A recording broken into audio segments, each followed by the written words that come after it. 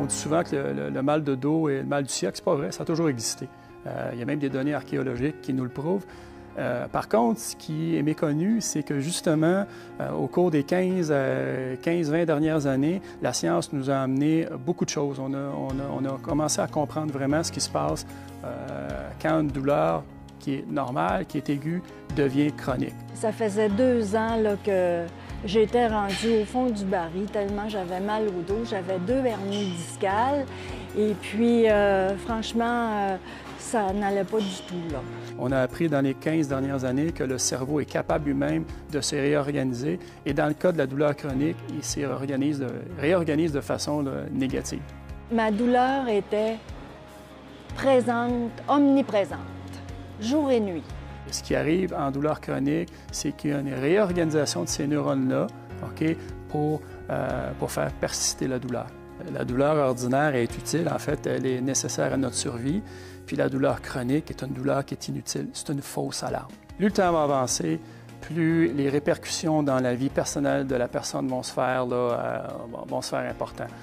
Alors, on parle de quelqu'un qui est importuné au début par une douleur qui est récurrente. On peut aller jusqu'à une personne qui vit la douleur 24 heures sur 24, qui ne dort plus, et ça peut aller même jusqu'à dépression sévère, majeure. Il y a certaines personnes qui pensent même au suicide. Ça peut aller jusque-là.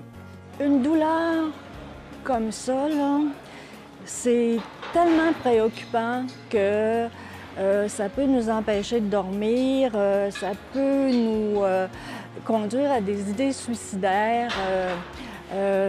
C'est toujours là et puis on a toujours peur de faire quelque chose qui va aggraver encore la douleur.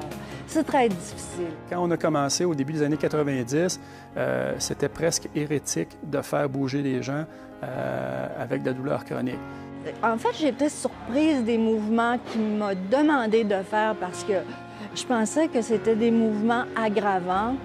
Mais là, j'étais rendue au point où j'ai décidé de faire confiance à Yvan parce que c'était mon dernier recours. De plus en plus, les professionnels, entre autres les médecins, le savent maintenant. Ce sont les approches où on va réactiver les gens, on va les mettre à travers un programme d'exercice qui fonctionne. Il faut bouger pour vaincre la douleur, mais il ne faut pas bouger de n'importe quelle façon. Et tout est là. Et quand j'ai rencontré Yvan, on a commencé à travailler et puis on a travaillé très fort.